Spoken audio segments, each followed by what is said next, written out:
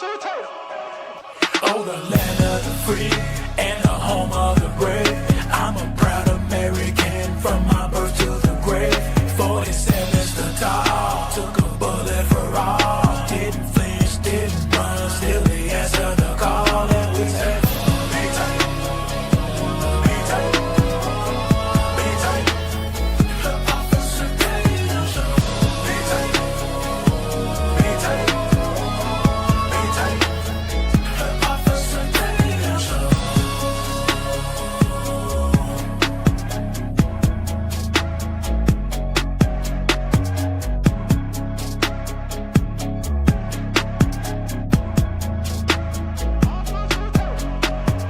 Oh, the land of the free and the home of the brave. I'm a proud American from my birth to the grave. 47's the top, took a bullet for all. Didn't flinch, didn't run, still they answer the call. And we say, be tight, be tight, be tight. Officer Tatum show. Be tight, be tight, be tight. Officer Tatum show.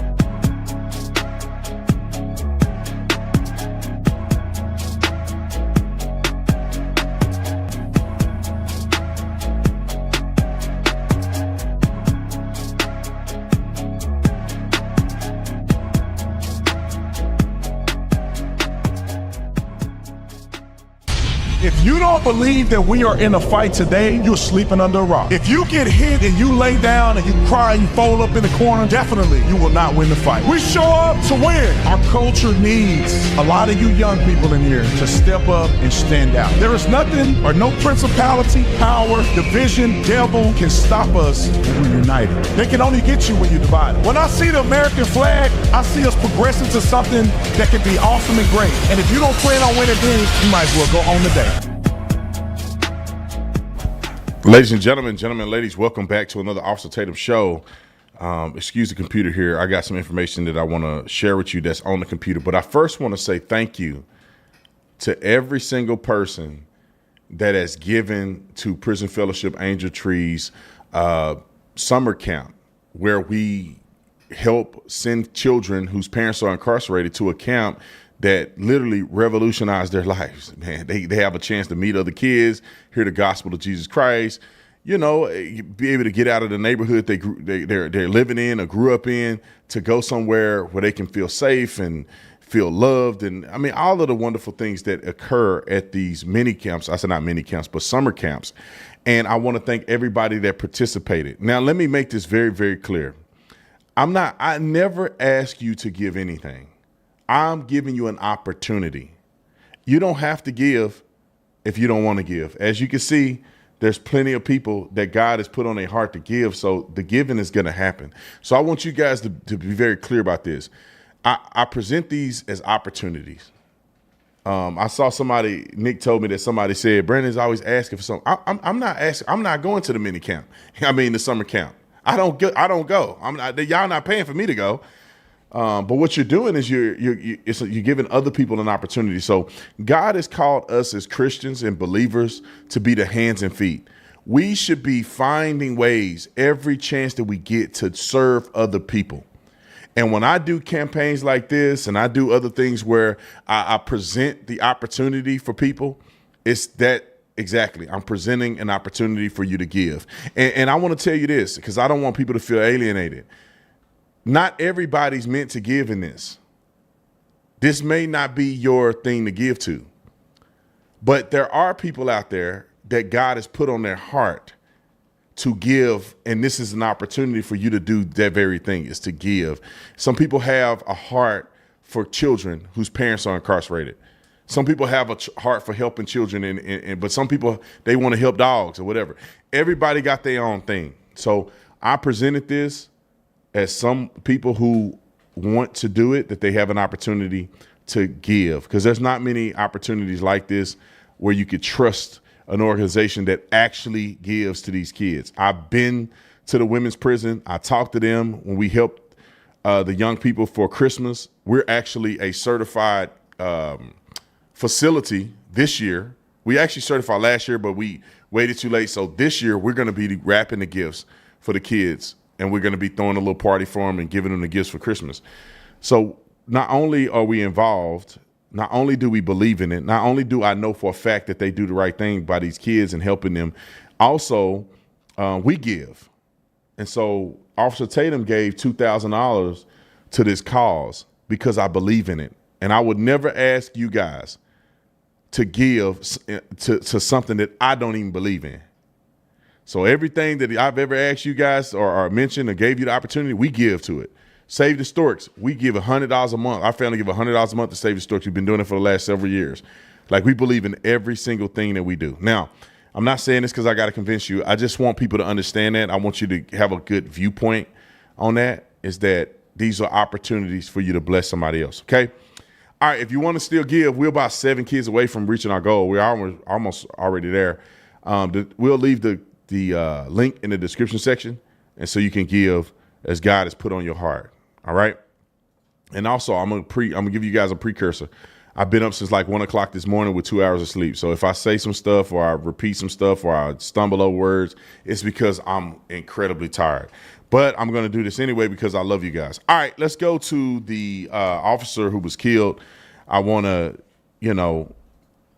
give some light to that situation and, give him a little love on the channel, because I know that he lost his life, but I think it's invaluable for when the opportunity presents itself for us to cover these things and at least give him a voice, because he had gotten killed in a senseless, violent encounter that should have never happened. But apparently this officer was an incredible officer in the community, giving back, reading the kids, some of the similar things that I've done when I was an officer. Probably a really good guy. And it's unfortunate that he lost his life this way. But I just want to give him some love and tell his story real quick. So we could play the news article. Roll it. This community is absolutely devastated by the murder of its police officer, a 9-year veteran of the department. If you take a look to my right, you can see that is Officer Samuel Rivero's patrol vehicle, now parked by a growing memorial. You can see a lot of folks here. They have been coming by all day long. It is a heartbreaking tribute to a life lost in the line of duty. It's extremely tragic to have to deal with this. Visibly heartbroken, Baldwin Park Police Chief Robert Lopez delivered the devastating news. One of our officers murdered tonight. He answered a call of duty of shots fired. The officer killed in the line of duty has been identified as Samuel Riveros. He was such a loving person. He was devoted to this job and he gave it his all. Gabby Ortiz, a former dispatcher who worked closely with Officer Riveros, says he appeared to be living his dream, serving in the profession he loved. I remember always seeing him smile and just loving to show up to work and just give it his all. The deadly encounter happened on Saturday night around 7:12 when officers responded to reports of a man with a rifle in a Baldwin Park neighborhood near the 4200 block of Philhurst Avenue.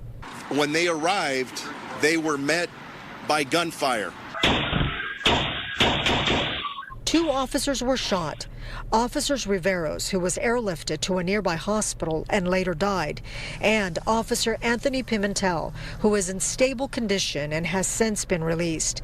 A third person, believed to have been killed by the suspect, was found dead on the sidewalk. An officer-involved shooting did occur at that time.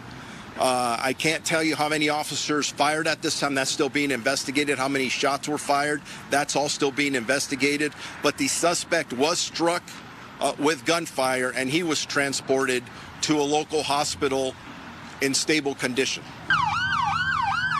A somber procession made its way from Baldwin Park to Boyle Heights as the body of Officer Riveros was transported to the LA County Medical Examiner's office. As soon as I heard that there was a police officer that got shot in Baldwin Park, You know, me and my friends that worked with him or worked together, we were like, oh my gosh, I hope it's not Sam. I hope it's not Sam, because he was one of our favorites. You know, he was just so sweet and just a great person. Veronica Menjivar works at a coffee shop often visited by Officer Riveros. We just all loved him. You know, when he'd walk in, we'd all, hey, Sam, and same thing, like he'd always make sure to say bye. Veronica and many in the community have been stopping by the Baldwin Police Department to leave flowers, candles, and heartfelt messages in honor of the fallen officer.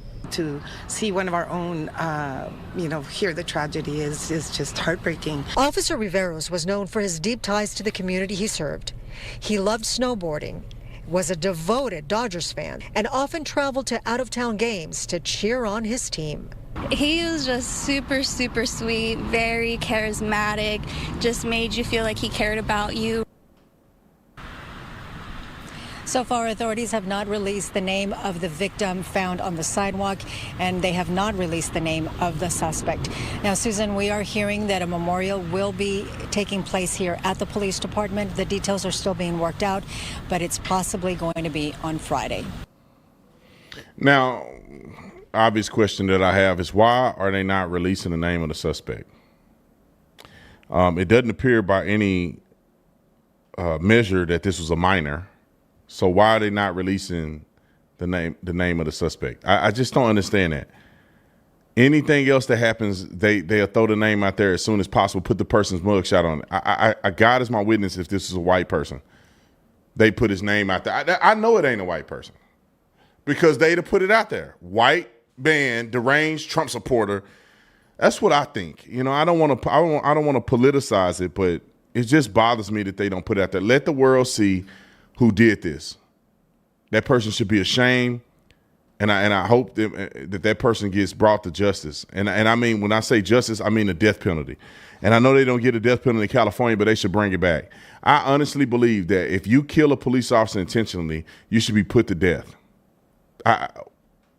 And I also believe if an officer kills somebody intentionally, meaning that they do it out of malice, and not because they were afraid for their lives and they just made a mistake, but if they intentionally try to cover it up and shoot somebody and kill them with the uniform on, they should be put to death.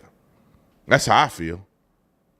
But, you know, our thoughts and prayers are with this young man's family, who's probably grieving an incredible loss, because it seemed like he was a good dude. He wasn't a Derek Chauvin or somebody that's just out here acting a fool. He was somebody that seems to be a community-oriented good man.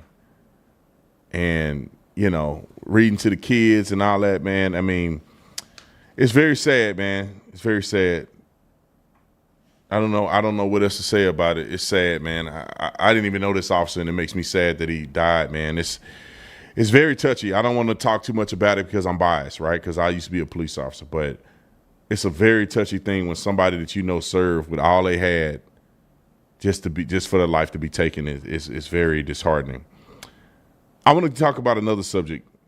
This is a person that Donald Trump pardoned, and I don't know his story. I don't know this story very well. I just know they got in trouble. I just know they look like scammy people. They just look like scammy people. They may not be scammy, but they look scammy. You know how some people just got the Botox scam face? This man looked like a Botox scammer, and his daughter and all them, they all look real scammy to me. However, I'm not saying that they are, but they got in trouble for allegedly defrauding banks and tax evasions of hundreds of thousands of, I think millions of dollars. I think $30 million, I think is what they ended up totaling, allegedly. Donald Trump pardoned them. And then he goes on a press conference and says something I think was the most ridiculous and the most ignorant thing I ever heard in my life. And that's what I got to point out. So I'm not here to litigate whether or not they were wrongfully convicted or not, because I really don't know. I hadn't looked into it. But I do want to address the part where he said that he was treated better than black prisoners. Roll the clip. So, you know, we're grateful for everything that has happened thus far. And as bad as this experience has been, there's also been a lot of blessings to come from it. I have met some wonderful men. I have listened to some horrific stories about things that have gone on in our system. And whether you believe it or not, because I was you at some point, even though this pardon has happened, I still was convicted of something that I did not do. It could be you. It could be you. It could be any of you. And somewhere in this room, someone has had a family member that has been affected by this system. So I understand the shame that's around it, but I refuse to feed into that because shame is like a cancer that just spreads, and I have no shame. So I will continue to fight for all of the guys that I dealt with and that I was blessed to be with at FPC Pensacola. I will continue to expose the injustices that go on there and throughout the department and throughout the Bureau of Prisons. I know that Julie, who is a wonderful, decent, God-fearing woman and that I am blessed to have been married to and been with for over 30 years now, an excellent mother. She's at home with Chloe right now, and Chloe will not let her go. So we're blessed to have our family back, and we're blessed to be coming back to television because we do have a much bigger story to tell now than we ever have. So I thank each and every one of you. Rapid open this up for some questions. We'll start here.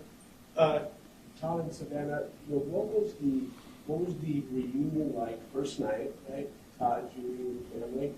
And the second part of that is, Todd, the fans have been really talking about your physical transformation. Yeah, I call it the VOP glow. And so what was the motivation behind that, and how are you going to continue that sort of fitness routine moving forward? Hold on a second. It said 3:15. So go in a little bit. Oh, I already cut it, actually. I want to get to the part where he said that stupid line where he said something about black folks. And I talk to my daughter every day. I haven't had morning at 10:45 until 12 with my buddies there, and I read, and my walk with Christ became deeper, and I talk to my daughter every day, to Chase, to Grayson, and I was able to email with Julie every day. And so I think that for me, I haven't had the same effects that so many people leaving the prison system have had. So I'm grateful for that. Or maybe it's just all the residual Botox that never wore off. What was the reunion like, the first night? Yes, I think for me, obviously I went to pick up my dad. And when he walked out, it was just such an overwhelming feeling because the last time I was there, I was dropping him off and watching him walk away. So I think watching him walk towards me, I was an absolute disaster. And we left there and it was amazing. And I FaceTimed my friend Margot, who works within the administration, and she goes, "Hold on a second." She was like, "I'm here with the president." And we got to FaceTime the president. And it was a full circle moment. I think that it was, as Savannah said, she and Nick dropped me off there, and then you picked me up. I don't even know that I felt like that it was real at that moment. And I woke up. Well, we have a workaround. I think I accidentally clicked it. It's not muted. Yeah, so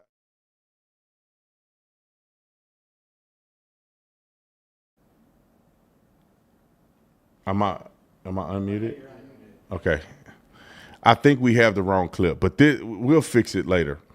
This guy got up there and said something to the effect of that how he got treated versus black people in the prison system. My whole ultimate argument with this is that white people stop doing this. We don't need your sympathy and acting like how we don't get treated like dogs? We stop acting like dogs. Most people who are in prison for a reason. Most people in prison are guilty. You're talking about somebody that's not guilty that's in prison is rare. Dudes are doing crimes. I have never in my life arrested somebody that wasn't clearly committing a crime. Clearly. Only way they get out is that the defense attorney somehow trip up the prosecution. These people they're guilty. It's rare that you're going to arrest somebody. It's too many people committing crimes for you to I'm just going to pick on this person and get them to go. It's just 100,000 people committing a crime, eat right in front of your face. To try to hem somebody up, it happens, but it's rare. But let me just give you an example. He went on to boast about how, the black man is treated. Well, he got commuted in a pardon just like Larry Hoover did. Do y'all know who Larry Hoover is? Which I don't know why Donald Trump, I know why he did it. I don't think it's right that he did it, but I know why he did it. Because he's getting, somebody then told him he'll get some kudos from the black community if he commute the sentence of Larry Hoover.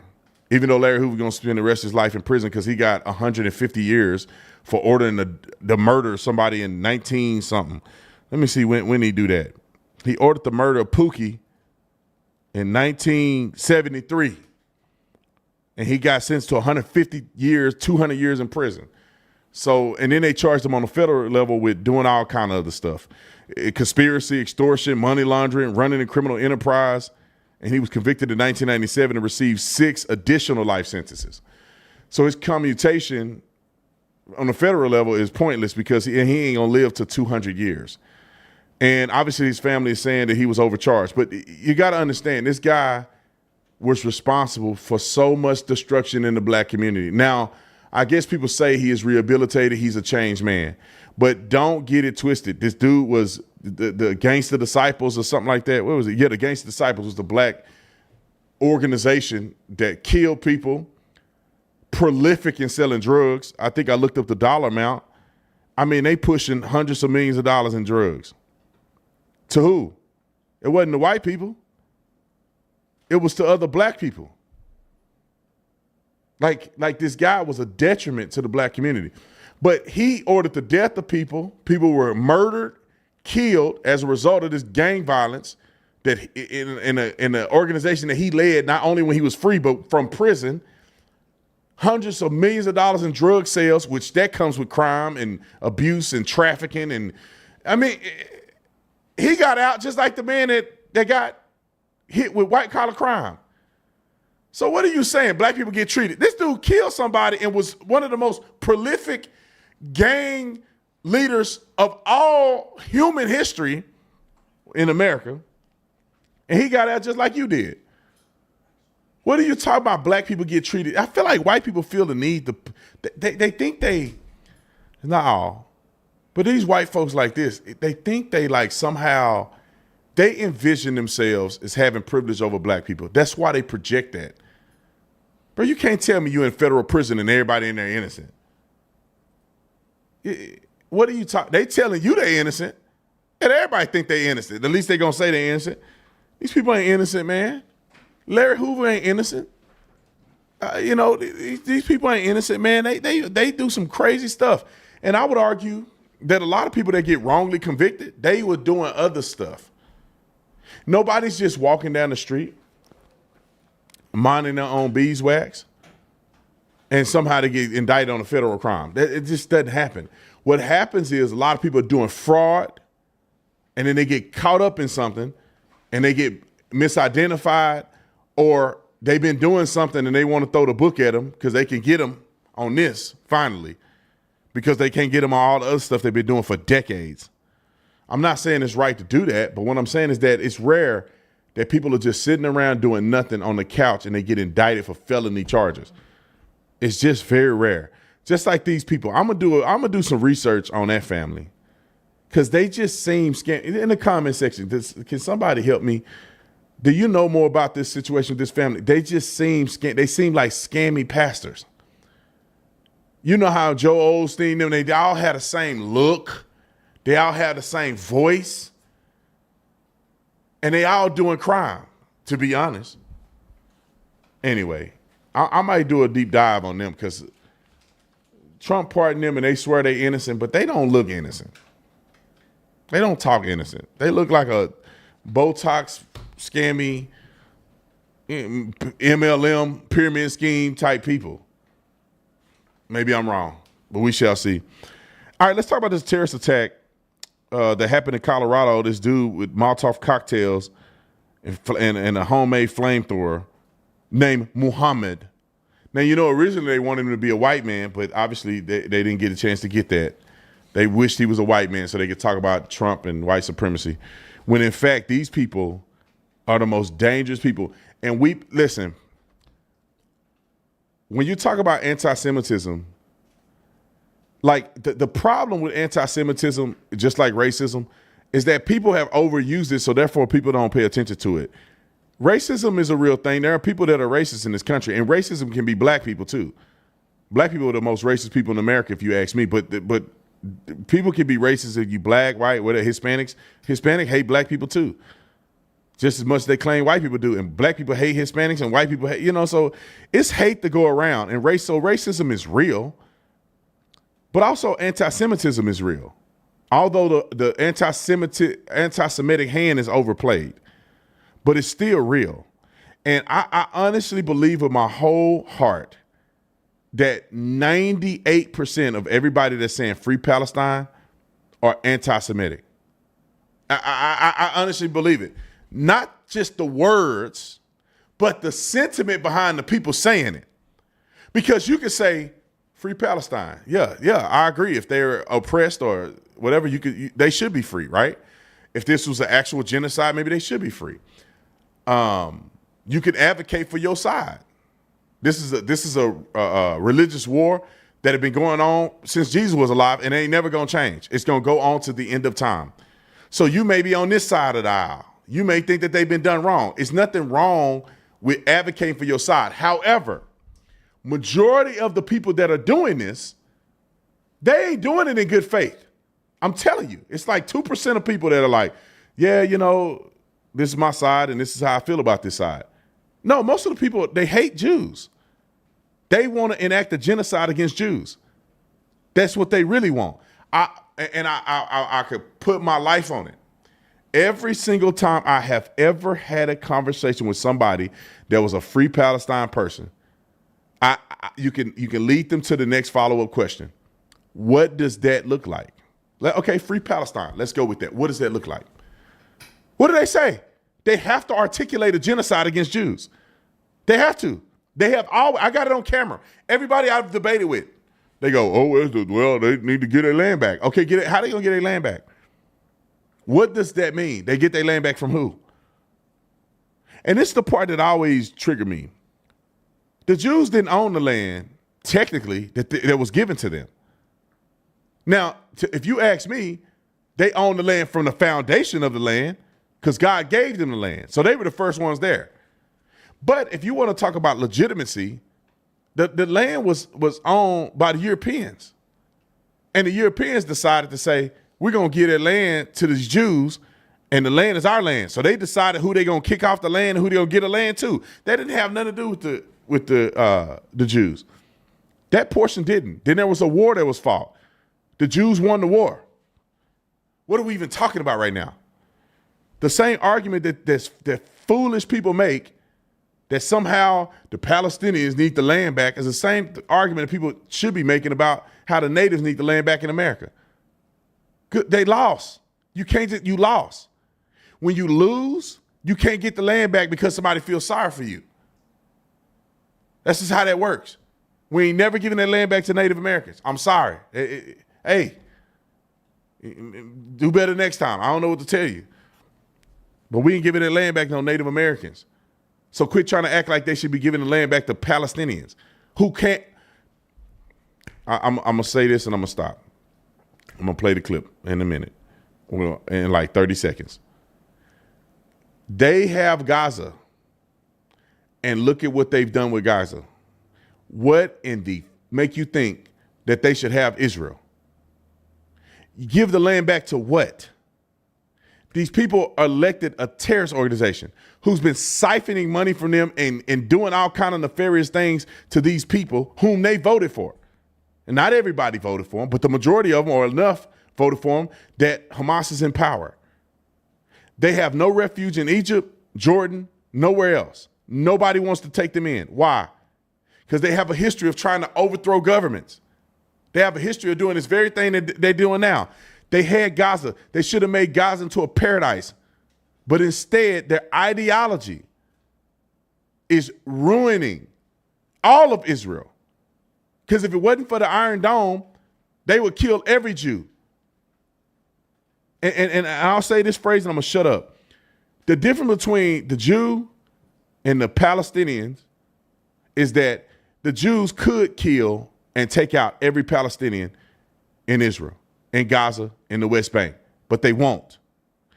the Palestinians and the Muslims in that region, they want to take out every Jew, but they can't. There's a difference. One can, but they won't. Another group want to, but they can't.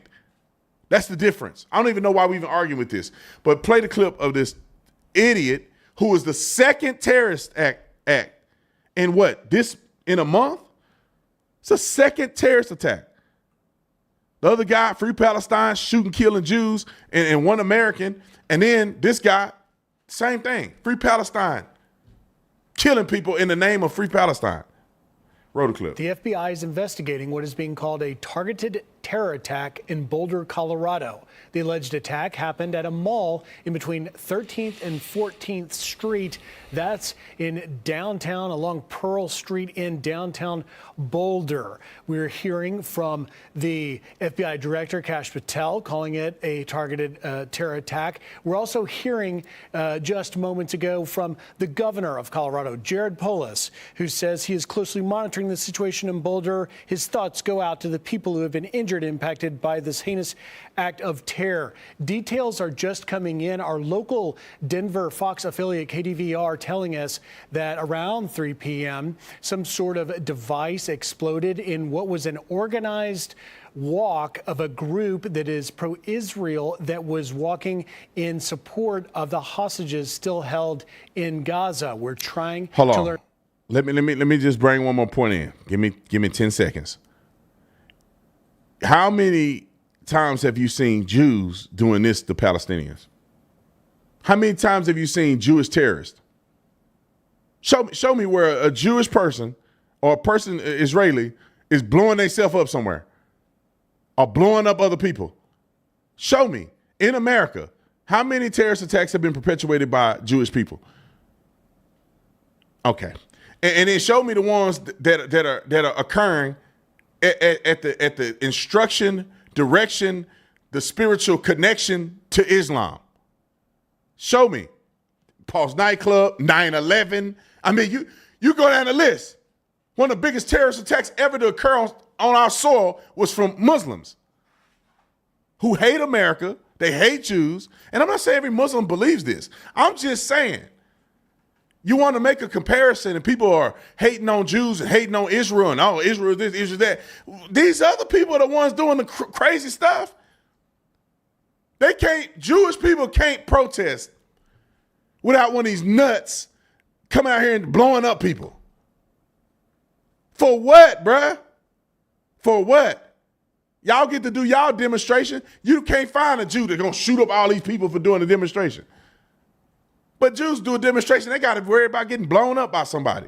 Roll the clip. More, we're trying to also effort some images there, but a difficult Sunday evening news to hear of what the FBI is calling a terror attack. Now, the local affiliate, KDVR in Denver, talking to some individuals that appear to be part of this group called Run for Their Lives. Again, supporting, having a walk on a Sunday afternoon to support the return of all of the hostages, Israeli hostages in Gaza. One of the organizers saying that they are devastated by this, and we're trying to find out exactly what happened and why this happened. Police have evacuated that area. If you are watching this, hearing this in the Boulder area, stay away from that downtown area. They're clearing the scene. We're also hearing that local officials are preparing soon to have a press conference where we will learn more about this. You're seeing now, we've got a live shot here of Boulder, Colorado. Okay, enough of him talking. He kind of irritates me by how he talking. But let me just say this too. They still have hostages. How is Israel committing a genocide against Palestinians when they still holding Israeli hostages? Like, I swear, I don't even know how people defend this. You go over to somebody's country and you do what you did, you deserve to die. What else can we say about this? And all your kids and everybody. What are we saying here? They get to shoot a bomb over in Israel and try to kill everybody over there. They blowing up people. If it wasn't for the Iron Dome, they probably would kill hundreds of thousands of Israelis. They get to do that and then hide behind their people. And Israelis are supposed to just, I don't know, get a missile that do like this and hit somebody on the temple. Shut up, man. Look, hey, you did it. Don't blame them. You did it. If somebody came to my house and hurt my family and I got to come get my other kids, like you, just say you come hurt my wife and then you take my kid hostage. Bruh, if I got to come get my kid, everybody dead. What are we talking about? I'm killing everybody. If you wanted grandma to get out of the way, you should have never took my kid hostage to start with.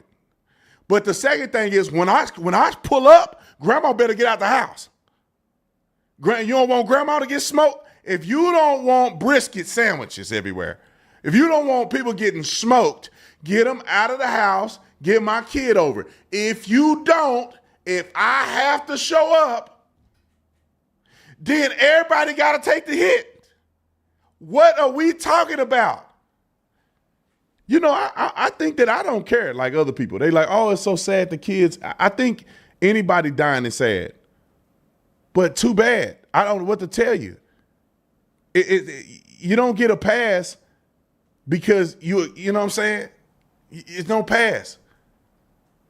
What are y'all thinking? If the cartel came over here and did what Palestinians did in Israel, what do you think we're going to do to them? There will be no more, right? It's a parking lot. And I said this from the very beginning when it came to Israel. When Hamas did what they did, I said, Israel should turn it into a parking lot. And I bet you $1 million they'll never do it again because they can't. Not because they don't want to, because they don't have the infrastructure, they don't have the resources, and all these people up on the rocks. Do it again and see what happened to you. It's almost like a bad kid. You go, I can't, now I got to discipline you. I can't just let you do this and then you go run to your mama.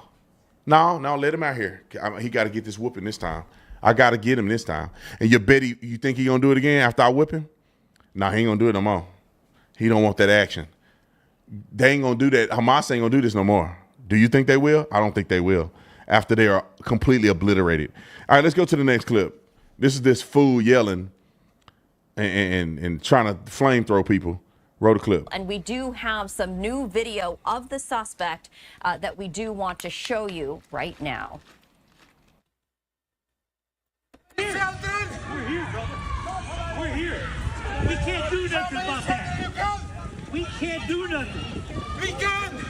Not here. You have to answer this. Not here, bro. You're not. People taking video right now.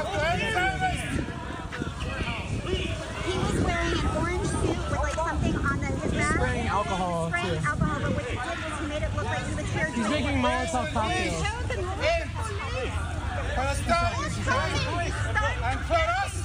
Well, we can't do it when he's got Molotov cocktails on. If you are fighting, you have to. That's what he's got right here. Is Molotov cocktails. Alcohol. They are killers. Get back, Mom.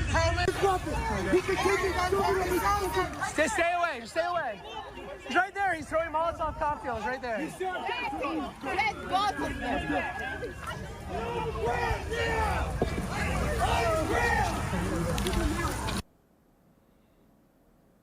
So that is new video. You can see law enforcement right there handcuffing the suspect's hands behind his back. He was yelling, and you can hear very concerned people saying, don't get too close because he has Molotov cocktails there in his hands. You can see a lot of the gasoline and the debris, and one person also being administered to. That is the suspect right there. A 45-year-old Mohammed Sabri Solomon arrested at the scene. We saw it right there. You can see in his hands still holding those Molotov cocktails, and some of the grass in front of him also with flames still on it. We did want to share the very latest from the FBI and other law enforcement agencies right now.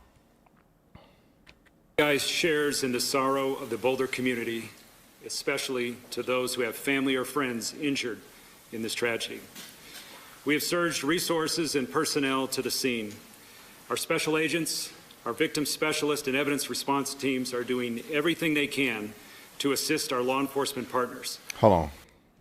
You know, I that's why I can't be a city manager or leader. I couldn't talk like this. I'm not finna Can I say it like I feel it? I'm not finna read some script to you.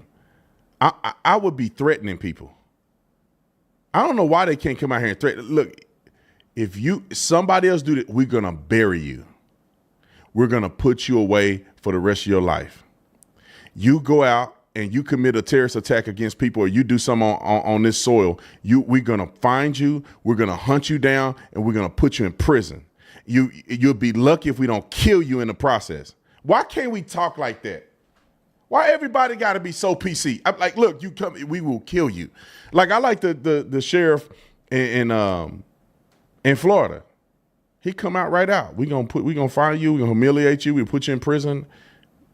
Hey, you breaking somebody's house, looting while there's a flood, they're gonna turn you into Swiss cheese.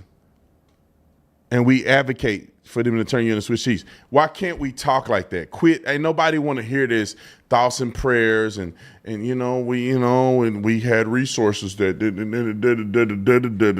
it's like, nah, bro. Y'all we will not accept this. We find you, we're gonna put you in jail for a long time. And if we catch you in the act, we're gonna shoot you and kill you. So you got to make up in your mind, do you want to die or do you want to do the right thing? Because we ain't playing. My officers, when they see you on site with Molotov cocktails in their hand, they're going to get 2 to the body, 1 to the head. How do you want to end this? Do you want to see them versions with a bullet in your head? How you want to do this? Because we ain't playing. That's what I wish we could say. I should be a translator. I should translate what they ought to be saying. But this is just one of a few terrorist attacks by these Free Palestine people. You know, this had 9 total injuries, 8 victims, and the attacker, I think he killed, how many people did he kill? 1 person? How many people he killed? 9 total injury, 8 victims plus the attacker. Yeah, so I think he killed like 1 person. I don't know why it's not on my script here. Maybe it is on here. I just missed it. He entered the U.S. on a B1, B2 visa in August of 2022. Visa expired in February 23. Work authorization expired in March of 2025. Was residing in the U.S. illegally at the time of the attack. Illegal. He was an illegal alien at the time of this attack. And the mainstream media, I don't know if you guys saw this, but there's a highlight tape of it, of them literally calling him a white man at first. They couldn't wait to say he was a white man doing a terrorist attack so they can get the heat off these anti-Semitic nut jobs. And this is what they always do. They skew so they can get the public to believe like them. 8 civilians, ages between 52 and 88. Notable victims: 88-year-old Holocaust survivor and a University of Colorado professor. 3 victims were transported to the University of Colorado Hospital. At least 2 were airlifted due to the severity of their injuries. So I don't know, maybe he didn't kill anybody. Thank God if he didn't. But this is just one of those reminders, ladies and gentlemen, that when people start talking about anti-Semitism, I think people should pay attention, because there is a difference between disagreeing with Jews and being anti-Semitic. There's a difference. You can say Israel shouldn't get all of our resources, right? I mean, Israel shouldn't get unfettered resources from the United States of America. That's not anti-Semitic. When you say stuff like Israel shouldn't get resources because they're evil and they run the country and they run the whole world, and I just think that that don't make sense to me. Because, and let me add this, because the white liberal is the most evil person in the world. The white liberal is the most evil person in the world. Margaret Sanger and all of these other white liberals who are all evil. And I don't know, Margaret Sanger, somebody probably say she's a Jew, but Bill Clinton, Hillary, Biden, the Obamas, I mean, Director Comey, I mean, all of these people, all these nut jobs you see on campus, these generations of foolery that I think exceed the criminal element of the Jews that exist. It's the white liberal. You can say the Jews are evil, whatever. White people who are liberals, and then you add Hitler and Stalin and them in there, but they still don't match Mao. The Chinese has been far more genocidal, in my opinion. They just haven't been genocidal against Jews, but their own people. They've been far more genocidal than Hitler and them.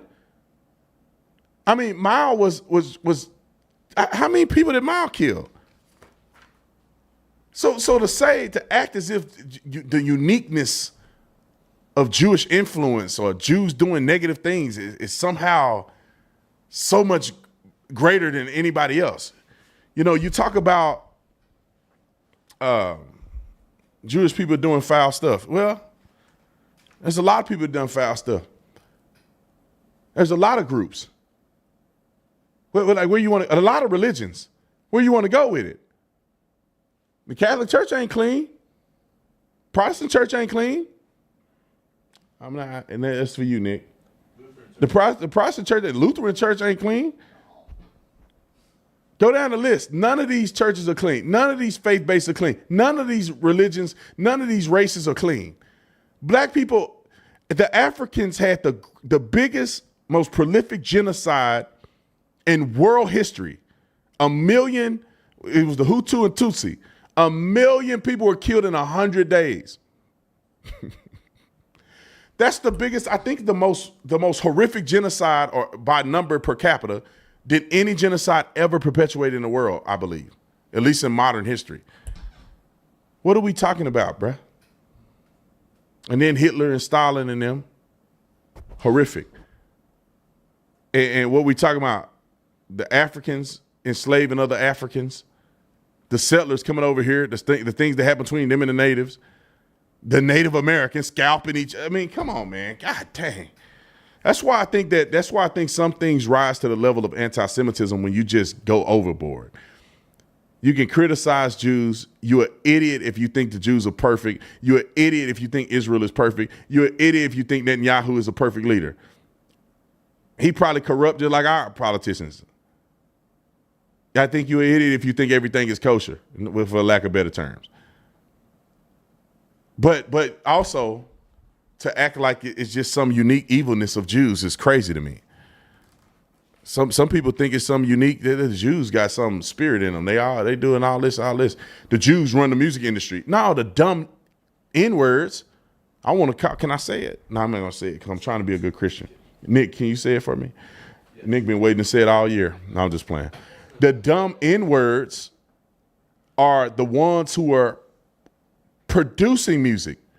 And they're the ones who live in a lifestyle that's bragged about in the music. Like, how do you blame? I hear people saying the Jews own all the record labels. They pushing this in the black community. The Jews ain't in the black community killing and stealing and thugging and twerking and doing all that. To be honest, I think all they doing is capitalizing on these dumb Negroes, just like any other person would do in capitalism. They go, oh, they like to talk about beating and killing and stealing and thugging in their own community. All right, let's sign you a contract. I'll do the deal. I'll get 40%. Yeah, your people buying it. Y'all like the degeneracy. You the one writing the bars. You the one rapping about it. You could make a stand and say, I ain't rapping about that stuff. I'm not talking about killing my own people. I don't care how much money you want to give me. Nah, bro, they taking that money, spending it at the club. They doing all this other stuff, and they blame the Jews. No, these people just making money. Agents, sports agents, they taking advantage of it. Stop it, man. Some people just jealous because the Jews done found a way to make some money, and they good with the money. They good with the negotiating. The same thing with the Italians. Italian people are great with negotiating. I mean, everybody got their thing. And for some reason, because the Jews got their thing, people hate it. And they got to be doing something nefarious. I just don't think it's the case, man. I don't think it's everything is the case. I think that there's some dirty, nasty Jews that probably going to hell fast. And I know one of them, what's his name? Shmuley. Shmuley is the dumbest person I ever heard in my life. I can't stand him. I don't even know how any Jew would ever claim Shmuley. I don't even want to call him a title because I do not think he's a rabbi. He do not qualify to me as a rabbi. Shmuley is insane. He was horrible to Candace. He's horrible. He can't defend any of his points. He is a nut, in my opinion. Shmuley is a nut. Now, so there's Jews out here that are nutty, just like Shmuley. But anyway, let me move on because I must go down the rabbit hole with this. Speaking of nutty people, let's go with this. It's gonna be my last story. A lot of people don't understand this, and this is why I'm always in the mode of being perplexed that Americans of African descent, aka black folk, why they support Democrats. You have to admit this one thing, that black people are they easily manipulated? Are they dumb or ignorant, more ignorant than anybody else? One of these things is happening. You can't say that black people just living this normal life experience and these things just so coincidentally happen. No, something ain't right. That black people getting tricked. They're either easily tricked more than anybody else, or they more ignorant than anybody else. Because how do you support today with the internet and all this, how do you support the party that not only celebrates Margaret Sanger, but endorses Margaret Sanger and pushes Planned Parenthood, which was founded by Margaret Sanger, who was a eugenicist against black people? I don't understand. You either dumb or you gullible. Or you both. Let me roll the clip. This guy here, I only heard him talk about two things, and he's been great. But listen to what he said, and this is verifiable facts. Chad O. Jackson, talked about this very thing. How black leaders sold us down the creek. Roll the clip. A Harlem Pastoral Alliance, each pastor received $500 from Margaret Sanger through W.E.B. Du Bois for what? To allow this trash, this hoe, Margaret Sanger, to come into black churches in Harlem to persuade black women to abort their children. So the life of a black child was only worth $500? I really thought that we were going to get more of that interview. However, just that little snippet, I wanted to hear more of what he said, but just that little snippet is the telltale to how the black pastors sold the black community out. And you want to talk about Jews, you want to talk about Catholics, you want to talk, the black evangelical or black Protestant pastor essentially destroyed the black community. They still simping and pimping today. Reverend Al Sharpton, Reverend Jesse Jackson, Reverend Martin Luther King. They utilize this position of authority in the community that loved the Lord and believed in these pastors. And I'm not saying all of them were wrong, but they believed in these pastors, and these people manipulated the trust of the people by carrying the name Reverend, Pastor, Bishop, to extort their own people, taking money from Margaret Sanger to get up and preach the genocide of black people in the black community by black people, for black people. They pull that Planned Parenthood. Go find a Planned Parenthood. Google on your map Planned Parenthood. Where is it at? Poor neighborhoods, inner city, black people. Why do you think black people have abortions per capita more than anybody else? Because it's way more accessible. It's like candy. You can go right to any corner and find a Planned Parenthood where a young girl can go and kill and take the life of her own baby. And now what it has created? Exactly what Margaret Sanger wanted to create. A genocide against young black people. Therefore, all of the doctors, lawyers, inventors, people who would change the community, leaders, people who had talents and gifts that God ordained are missing in action. Why? Because they were terminated at Planned Parenthood. We would have 100,000 Ben Carsons, but they all dead now. because we've been sold a lie perpetuated by our pastors. This is why a lot of black churches today, and it ain't just black churches, but I'm specifically talking about the black church. That's why they won't speak against Planned Parenthood right now. They probably getting kickbacks from Planned Parenthood. Planned Parenthood probably donating and holding events and paying them money under the table to keep pushing devastation in the inner city communities. If you do not believe that Margaret Sanger was a eugenicist, you need to do your research. She promoted birth control and sterilization programs. Her theology was the unwanted people, right? I forget the term she used. And she was referring to black people. She felt like if you were to potentially be born into poverty or born in a harsh situation or disabled, that you deserve to die. That's pretty much what she did. So then the people who were poor, who would raise good kids to come out of poverty, they killed their kids instead. She advocated for selective breeding to prevent the unfit from reproducing. And the unfit were black people to her. It wasn't white people. It was black people primarily. She partnered with eugenicist organizations and published their journals, promoted the forced sterilization of people she deemed feeble-minded or genetically inferior. Believed lone families among the poor, or large families among the poor, were a threat to society's progress. Who does that sound like to you? Black people. That's what she believed. The Negro Project, a targeted plan in 1939 initiative aimed at limiting black birth rates in the South, recruiting black ministers and doctors to pacify suspicion in black communities.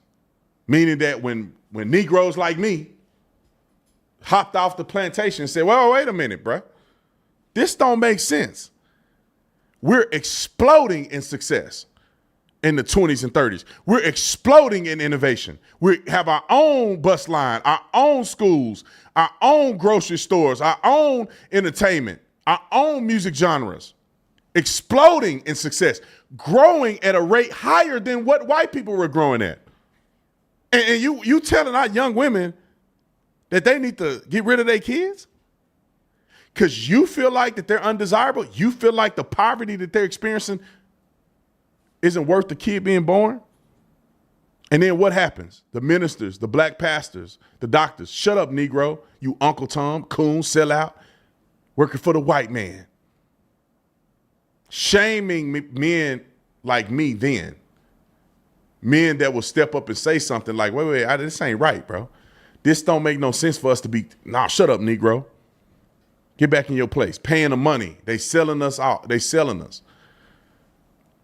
She famously wrote, we don't want word to go out that we want to exterminate the Negro population.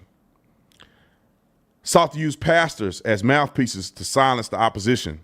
Framed the plan as help, but critics argue it was population control designed or designated as healthcare, which is exactly what's happening today. They say abortion is healthcare. And let me say this. We falling for it as a nation, not just a black community, but as a nation. Abortion is murder. Abortion is not healthcare. How do you care for something that's dead? You killed it. There's no care in it. You just killed it. And to be honest, you killed the spirit of that woman that killed that baby, because most women, unless they're a narcissist psychopath, they are affected by abortion. They're affected. I guarantee you at night sometimes they dream about the baby that they got rid of because somebody told them that it was a good idea to do it. Somebody told them, oh, you too young. Somebody told them, oh, you're not ready. Somebody told them. So they ready to have sex though. They ready to bump and grind and pump and sweat. They ready to throw it up in the 3-point stance to Lil Tony and them. They ready for that. Their career is okay with that. But when the baby comes, somehow the baby ain't worth it. I will never accept this. I will never capitulate to the foolery of some of these women that will jump off a cliff to kill their own babies. The gift that God has given only them, they're willing to trade it for personal financial gain for themselves. The most selfish thing a human being can do is to take the life of another human. Especially a little baby that ain't had a chance at nothing, that you created. You created and took his life. Because of what? My career. Well, close your legs and you won't have to worry about that. You can have the biggest career you want. But you want to be able to have, I don't even say it because I'm trying to be a good Christian. You want to be able to have the fun without the consequences. There is no excuse for abortion. None. People like to say rape and incest. That's less than 1%. Let's talk about the 99.9% of these abortions there's no excuses. You are a terrible person if you do it. Now, God can forgive you. You can ask for forgiveness. You can be redeemed. But that's a terrible act. That's a selfish act for you to say, my career come first. It's crazy to me. Somebody brought up an analogy the other day. I thought it was crazy. It was saying something about somebody giving money. There was a basketball player that gave a woman, I think, $14 million. He gave her like a couple $1 million either to have an abortion or because he didn't want nothing to do with his kid. Like he wanted to give her $14 million and say, I'm walking away. I don't want nothing to do with the kid. And people were criticizing him. And the guy came on a podcast and said, women pay $400 to do this every day. So a man walk away from his kid because he don't want responsibility. Is he a deadbeat? But a woman killing her kid because she don't want responsibility. Somehow she's heroic. I'm never going to accept this. I do believe God can forgive you. I don't believe that you condemn forever by doing it. I think it's wrong that you did it. Just like I think it's wrong for a person abusing their kids. And I just had to get that out of my chest, man. I go to these campuses and I talk about this stuff all the time. But it just bothers me, man. I can't believe women actually defend that stuff. If pregnancy was like when you turn 15, you automatically get pregnant with somebody's kid without doing nothing. You just wake up one day and you're pregnant. Then I can see how people are like, well, this is thrusted on me or whatever. But you doing stuff to get pregnant. Like, y'all grown, I'm grown. Sex is a process. You're not just walking down the street and step on a banana and that's like having sex. It's like, no, you gotta meet somebody. So you met him at a club, a bar, you met him at the gym, you met him walking down the street. I don't know how you met him, but you met him. Then y'all got to exchange phone numbers. And then y'all got to chat. Then somehow y'all got to get naked together at some point. So either you over their house, they over your house. So then you got to text it. You got to shoot your shot, or he shot his shot and you accepted it. And then you got to get to his house. So he either come pick you up or you go and drive over his house.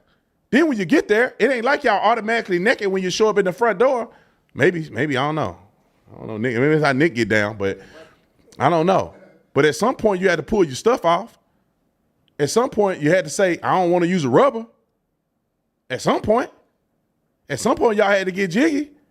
That's a whole process. You did all that and wonder why you pregnant. And a lot of times people don't get pregnant on the first shot. So you do all that 5-6 times or more. Some of y'all done had sex 100,000 times and still ain't got pregnant. Some people did the first one hit a quitter. You done all that and you want people to feel sorry for you. I wasn't ready. Well, you wasn't ready to have sex then. Why don't we teach that at school? I swear I'm not saying nothing crazy. I tell my kid, what you mean you having sex? You can't have, what you having sex? You can't take care of nobody. And I would tell my son, if you got some girl pregnant, you got to take care of your kids. You don't get to be like, oh, my career. You should have been thinking about your career before you got on top of that girl or under that girl, whichever way y'all doing it. You should have thought about your career then. You don't think about your career when the pregnancy test come back. That's for men too. No, bro. No. You grown enough to lay up. You grown enough to take care of your kids. I don't care if you like the person or not. Trust me. I know how they feel. To have immense issues with somebody forever. Ever. But get over yourself. You the one laid up with the person. It wasn't your kid's fault. It wasn't your kid's fault. It wasn't your kid's fault. Even though you may be mad, it ain't your kid's fault. You slept with his mama. Or you slept with his daddy. If you thought he was that bad, you should never slept with him. So now y'all done slept together. You got to take care of your responsibilities. Child support is a mother. It's the most unjust thing in American history, I think. Just about. But look, bro, you laid up. I've been paying child support since my son was born. Just about. Did I like it? No. Did I think it was fair? No. Is it fair now? No, it ain't. It ain't never fair. It ain't never fair. I ain't gonna even put my business out there. But who the problem here? I slept with I did that, and that's my responsibility. And I got to be a man, and I got to pay that stuff, and even if I don't want to, even if I think it's unfair, I'm still gonna pay it. Even if even though I'm tired of the drama and stuff, I'm still gonna be in my kid's life. And when I look in the mirror and I get mad, who am I looking at? I'm looking at me. I knew what I was doing. You think I didn't know what I was doing when I was in college? I knew what I was doing. I'm not no victim. I knew what I was doing. I saw her. I say, she fine, boy. Hey. I wasn't saved either. I said, come on with it. I'm trying to get at that time, finest one up in there. I'm like, come on. Come on to the house. Come on to the crib. You ain't on birth control? I don't care. I ain't going to the store and buying no stuff. I don't care. I'm just negligent. And then when it happened, who am I mad at? Ain't nobody. I'm like, hey, I ain't no victim. I knew what I was doing. And I wish people would take responsibility for their actions just like that. You know what you're doing. It's wrong to kill a kid. It's wrong. All right, enough preaching today. That's it for me. I get to super chats and I'm getting up out of here. I've been up since like 1 o'clock in the morning. Okay, Muhammad is the most popular name in the UK. Islamic values are being propped in schools there. Let me tell y'all something. Islam is a terrible religion. I'm just saying, that's my opinion. You can be Islamic if you want to. It's a terrible religion. Why do you say that, Brandon? Look at the fallout. Look at the fruits of what we seeing. And I swear that they scale it back in America. Like, it's scaled back. They don't do full Islam in America. They don't do full Sharia law in America. I see people say they Muslim, the woman ain't even covered up. She walk around just like anybody else. I thought you was Muslim. Then why the other ones put the burqa and stuff on? Cover up from head to toe. The man walking around with sandals and flip-flops and shorts on. They got the girl covered up from head to toe. It's hot in the mother in Arizona. They got that girl covered up. What kind of religion is that? What sense does that make? What God is doing that? He got the woman from eyeballs to toenails covered up. And the man ain't even dressed like he got no sense. I saw a couple like this the other day. I look over, she got the whole quilt on. That fool got flip-flops, hairy legs, got flip-flop sandals on with a t-shirt. Bro, you ain't got to wear nothing holy? At least the Mormon got to wear underwear. Y'all ain't wearing nothing. You a regular man living your regular life, and she burning up in that burqa. She burning up. I'm looking at her like, man, hey, can I give her some water or something? It's hot. I got a t-shirt. I got a truck. I'm burning up. And this was in Texas. This ain't in Arizona. This is in Texas. You know how humid it is in Texas? Got his wife walking around smelling like onion rings. She's sweating her socks off for your religion. Get out of here, man. Y'all doing some weird stuff. That's weird to me. Anytime a man is treated so much better than a woman in a religion, it make you wonder what y'all really doing. Because in Christianity, following Jesus Christ, there's no respect of person according to Jesus. Now, you got different, positions that you play. One person has to be the husband. One person has to be the wife. Y'all both ain't the husband. You have pastors and bishops and elders that are articulated to be men. But women, it ain't like women can't serve in the church. It ain't like women aren't anointed and can't do things at the church and can't lay hands on people and pray for them and all this stuff. Christ didn't say that women can't do stuff that, it's just different positions that you play. You still go to heaven just like anybody. I ain't really studied the religion, but when men die, they get virgins. What do women get? What do women get when they die in Islam? Come on, let me look this up just real quick. Because if men get 40 virgins, which they ain't gonna be virgins for the first month.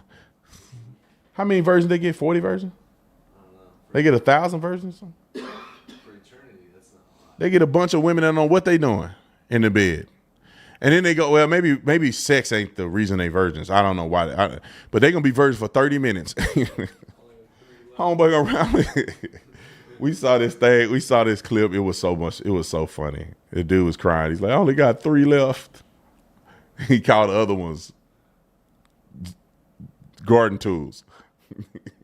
He go, I got, what is it, 99 versions or something like that? He only got 3 left. The rest of them are wars. Okay, let's see. Men get virgins when they die. What do women get? They get to be virgins. No, I'll just play out. Let me see. I could be wrong about this whole thing.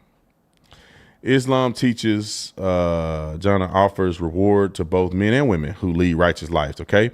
While descriptions of Horus often interpret a beautiful companion are commonly associated with male reward, Islamic texts emphasize that women will receive blessings tailored to their desires and deeds.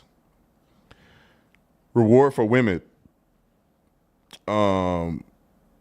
eternal companionship. Righteous women will be rewarded or reunited with their believed husbands. If a woman was unmarried or her husband did not enter paradise, she will have the opportunity to marry someone of her choice in the hereafter. Ain't that weird? You get to marry somebody of your choice in hereafter, but you don't get to marry somebody of your choice in the right here. Superior status. Believe women are described as superiors to Horus due to their worship and good deeds in their life. They will possess greater beauty and status in paradise. I gotta read more of this because I don't see where men what they get. I don't know if they get virgins or not. Yeah, it's kind of weird, bro. It's like on Earth, women get to be a 5th and 6th wife, and then I guess when they go to heaven, they get to do it. They get to choose a man. Up to 4 wives. They get up to 4 wives. Yeah. Mother's Day must suck. Yeah, Mother's Day. He broke, boy. He broke on Mother's Day. He got 4 women.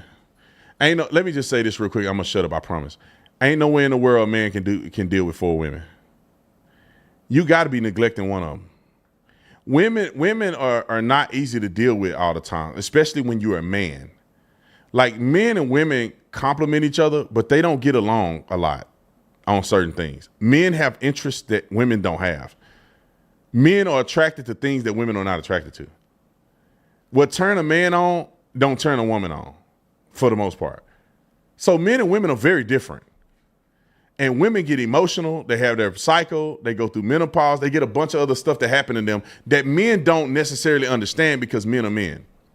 Now imagine having 4 of these women in the house and they all get their cycle on different days. Bro, you get a whole month you deal with somebody. The whole month you get somebody mad at you. Somebody having hot flashes. Anyway, I'm joking a little bit, so don't take it too serious. Was just in Italy doing seminars with went to the Vatican again. How the Catholic Church can ask for money while sitting on gold mine. Love to see their vault and its treasures, unbelievable wealth. I know Nick want to say something, but one day you'll have your chance. You'll have your chance to debate me or something. I think of the same thing, man. I think of that, you know, not just the Catholic Church. It's like the Protestant church too.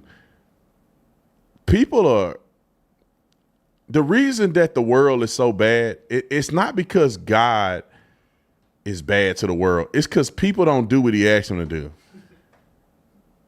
The faith is, it's not producing what it should produce because people are either false in their belief systems or they don't do what Jesus said to do. They doing their own religion and expecting the reward that they read, but they don't want to do what was said. I'm telling y'all, I'm looking right over here because I know somebody is a suspect. But all honesty, like 90% of Christian churches are false. I would say 90% of Christian churches in America are false. In one way or another, they're either siphoning money from you, lying to you with this fake tithing stuff that they present, or they preaching false doctrine, or a myriad of different other things. Therefore, people don't really have access to real relationship because they're getting deviated by fools that are running churches for money and not because they really, really love the Lord and they want to help people. So, and I think it's about 90%. Now, Catholic Church, I've never been to a Catholic church, but I do have my gripes against the Catholic Church. Yep. But the Protestant is no different. It's no better. Like it's funny because Catholics will talk about Protestants and Catholics are just as dirty as they say the Protestants are. Protestants will talk about Catholics and their church ain't no better than what they claim the Catholic Church is. And then the Mormon will point the finger at the Protestant, and the Mormon church is just as crazy as any other church you can think of. Y'all gonna get mad at me, which is fine, because I love you anyway, and this may hurt your feelings because your church may be in it. But if you really love the Lord, you should be able to call out any church. Because none of them to me is operating like it should. Because openly, Mormons could be racist, openly, in times past. Brigham Young was a racist. Somebody want to argue that with me? I read it. I talked to my Mormon friends. They admit it. But I guess God gave them another revelation down the road when racism wasn't accepted no more and polygamy wasn't accepted no more. All of a sudden, polygamy is not acceptable when it's unacceptable in the law. It kind of rubbed me the wrong way. Because if polygamy is fine, God didn't change his mind at some point. It's funny how he changed his mind right when it was illegal to do it. And then the whole black people not inheriting the kingdom. I mean, come on, bro. How do you explain that? There was a revision. Okay, that makes sense now. Okay. So conveniently enough, it's a revision that makes what you doing not crazy no more. Because it was okay to be that way at one point. You didn't need the Negroes. The Negroes didn't have to be a part of the Mormon church. But now that the country's dynamic has changed, the church wouldn't survive if the Negro couldn't go to heaven. So all of a sudden there was a prophecy or revision of the Holy Scriptures, and God spoke to somebody and said, you know what, the Negro is accepted now. What about all the Negroes that died before it was acceptable? Now there's probably some other thing that somebody was sitting down like, how do we overcome this? Let me write this in here. We need to have an answer for that. Let's rewrite this and do that. And okay, now the new word says this. So y'all gonna be mad at me. I know y'all gonna be mad at me. I love you anyway. And at the end of the day, when we all die, we'll figure out what was right. And you know, if God ain't real, we gonna be just dirt. If the Mormon church is real, then I'm gonna be in hell, I guess. But I am sick and tired of religion. We need to get back to relationship. Churches, when you get to a certain point where you become knowledgeable about church and about theology and all this, church becomes less appealing for you to be at. I'm not gonna lie, because when you get to a certain point, you're like, there's nothing here. I'm past the milk stage. I'm past the sermonettes. I'm past the make me feel good sermons. How do we go deeper into this? I'm tired of going into churches and watching them preach stuff that ain't even in the scripture. You're like, where is that in the Bible? It ain't in the Bible. That's a tradition of man that y'all then took and made your own, and now you want to hold God hostage to it. That ain't what he said. That's not what that means. You can take a lexicon right now and read that, and you know that you made that up. But the masses of Christians don't know because they don't read the Bible. They don't never read it. They just listen to the pastor read it. And I'm going to tell you this. Some of these pastors know they telling a lie, but they can't change now. They don't even believe the stuff they tell you. I don't know how many pastors that, probably 30, 40% of pastors don't really believe what they saying to you. But they can't change up on you because you'll lead a church. And their whole lineage is invested in this church. Meaning that they passing that money down to each person in their family. Like T.D. Jakes passed his church down to his daughter. Oh, it's not nepotism. It's not because And conveniently enough, your church went to your daughter. Conveniently enough. What a coinky dink. Anyway, just tell us that you're going to pass it down to your daughter, and then we cool with it. But don't be acting like, I prayed and God has shown me that she's the next in line. I'm telling y'all, believers, read your Bible, please, before you get hoodwinked into something. Read your Bible. Even if you go to your Catholic church, even if you go to your Protestant church, even if you go to your Mormon church, read, challenge your belief systems, please. Listen to somebody argue that Christianity is wrong. It will build your faith. Because you're going to have to find answers to tough questions. And if you never thought about these things or you never heard an answer to it, when you get hit in your most vulnerable moment, you're going to fold like a lawn chair. Because you went all these years, you ain't never even heard this argument. You're going to fall away from the Bible. You're going to fall away from Christ. Because you have never challenged yourself before. And when the challenge comes and you don't have nothing prepared in your spirit, this is why people quit churches. And they fall away and they give up on God. I'm telling you, read your Bible for yourself. You should know what your pastor talked about at the church, and you need to read the correlating Bible scriptures that your pastor was talking about. Just do it once over. Just read it. And then when you pass the point of just reading and you start studying, listen to people that say the Bible is wrong. Listen to people that say the Bible is man-made. And then when you realize that they're wrong, you have evidence that they're wrong. It's not a hunch. It's not a belief system. It's not like I feel like they're wrong. I'm pretty sure they're wrong. You will know exactly where they're wrong. You will know the historicity of the Bible and how prominent it is and how matter of fact it is and who Jesus really was and that he actually lived. It's not enough to just believe because somebody else believed it. You need to see it. You need to read it. You need to learn it. You need to understand it. You need to digest it for yourself. You need to be putting seeds of information so your tree will blossom and you become effective amongst everybody you're around. When you ain't studied your Bible and somebody call you on it, or your person at your job is talking about God ain't real, you don't have nothing to say to them. You can't witness to them.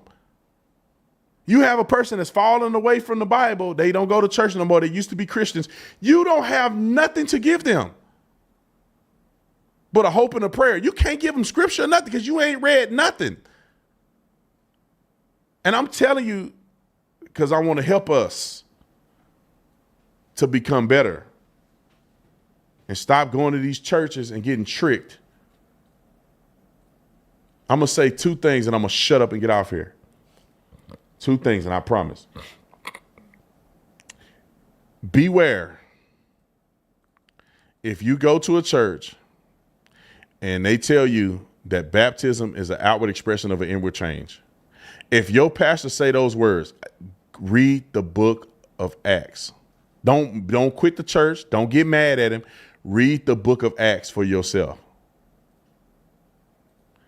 If you have a person that tells you, confess with your mouth, believe in your heart, that's all you have to do and you're going to go to heaven, that should be a red flag to you. Go and read Romans 10 and 9. Matter of fact, go read Romans chapters 9, 10, and 11. And you will understand why Romans 10 and 9 is out of context when it comes to Christians and their connectivity with the Lord Jesus Christ. And I'm not saying quit your church or nothing. Don't get mad. Don't get nothing. Go and do your own research. Read Romans 9, 10, and 11. You'll understand why I said what I said. If you go to a church and they tell you don't have to be baptized, it should be a red flag that should go off in your mind, because Jesus said you had to. Every Christian was. Jesus was baptized. And in 1 Peter 3:21, it says, do baptism now save us. Yes. Not the washing away of the filth of the flesh, but answering unto God of a good conscience. Romans 6 and 4, those of us who are buried with him shall walk in the newness of life like Jesus did. I'm paraphrasing. Those who are buried with him in baptism is what it says. So if you never were buried in baptism with him, then you're not going to walk like he did in the newness of life. Mark 16:16, he that believeth and is baptized shall be saved. He that believeth not shall be damned. So let your pastor tell you, oh, you don't have to be baptized. That's just an outward expression of an inward change. Ask him to show you where in the Bible it says it's an outward expression of inward change. Have him show you in the book of Acts. Acts 2:38. Matthew 28:19. Mark 16:16. Have John 3:3-5. Have him show you where it say that anywhere in there. Have him show you out of Jesus' own mouth to say that it's an outward expression of an inward change. If he can show you in the Bible, I'll shut up and give you $100. It ain't gonna happen. Dustin said, how did I celebrate this month? I don't know. Ask Nick. It's his month. All right, let's see. Ed, you the man, my friend. I agree with you 100%. Cracking me up with your humor. I can't be funny sometimes. Sometimes I'm serious, though. Sometimes I'm seriously funny. That's why I be serious, but I be making jokes. All right, I love you guys. Maybe one day I'll do a Bible study or something. I really do. I really do want the people of Christ to have that genuine connection that the Bible talks about. And I feel like churches are robbing people of it. See you on the next one. I'm out. Oh, the land of the free and the home of the